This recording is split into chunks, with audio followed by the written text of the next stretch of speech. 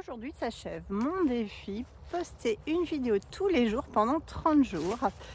Et c'est encore lié à la météo, là comme ma vidéo d'hier. Je suis sortie, il y avait du brouillard et maintenant on est sur un grand ciel bleu.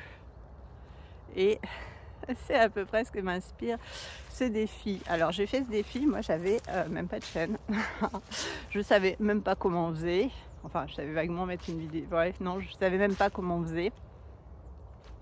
Et puis, du coup, j'ai dû poster la première là tout de suite. J'ai pas eu le temps de réfléchir et j'ai posté. J'ai fait ça en instinctif, j'ai fait ça en me baladant, en me disant comme ça, je réfléchis pas, je fais en improvisation.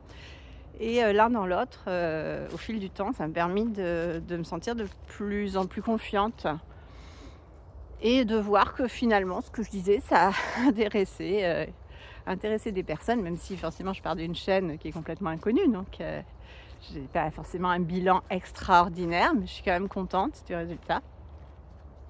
Donc tout ça pour dire, parce que c'est pas pour parler de moi, tout ça pour dire que se lancer, passer à l'action très vite, c'est vraiment efficace.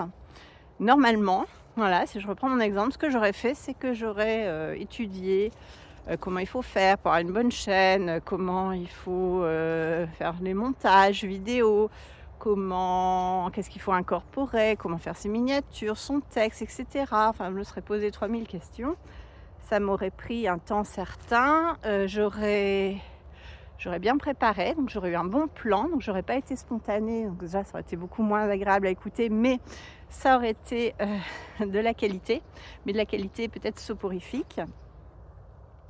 Et puis, ça m'aurait pris un temps fou avant que je me décide à poster une vidéo parce que j'aurais tellement étudié tout ce qu'il faut faire que j'aurais trouvé que tout ce que je faisais était vraiment mauvais. Là, je suis partie en me disant que je ferais quelque chose de mauvais, c'est pas grave, mais que je me forcerais à le faire et que ce serait une autre façon de le faire.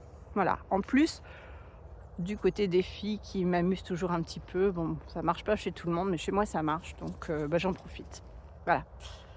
Donc je vais pas faire un bilan exhaustif, mais en tout cas, je trouve que c'est intéressant de sortir de son mode de fonctionnement habituel, d'essayer autre chose, juste pour voir ce que ça fait, de voir si on a des résultats, si la façon de faire nous convient. Et c'était ça ma conclusion, qui finalement est la même chose que la première, mais cette fois, je le dis pas, en sachant pas où je vais, je le dis en l'ayant fait et vécu. Donc essayez de fonctionner différemment de ce que vous faites d'habitude, juste pour essayer. Alors, il faut quand même vous donner un peu de temps, hein, pas ça sur un jour ou deux. Il faut quand même se donner suffisamment de temps pour voir, puisque forcément, lorsqu'on sort de sa zone de confort, par définition, c'est désagréable. Mais voilà, ça va. Finalement, j'ai fait la même chose pour une conférence. J'ai fait une première conférence en public sur un sujet qui les passionnait pas plus que ça, en anglais, à l'étranger, et j'étais morte de peur, mais je l'ai fait. Et bon, j'étais quand même contente que ça finisse, mais ça s'est bien passé. Et j'ai refait la même un mois plus tard dans un autre pays. Et là, ça s'est bien passé aussi. J'ai eu plein de questions.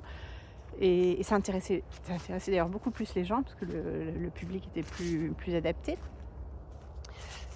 Donc voilà, ça fonctionne, mais ça demande un gros effort initial. C'est comme si on vous montiez un escalier et que vous aviez 3-4 marches à sauter d'un coup. Mais après, une fois que ces 3-4 marches sont sautées, il y a des marches normales et c'est facile de monter l'escalier. Donc voilà, allez-y, montez cet escalier, même si c'est peut-être un peu dur de trouver les premières marches. Prenez des échasses, prenez des ressorts et allez-y. C'est tout pour aujourd'hui et à bientôt.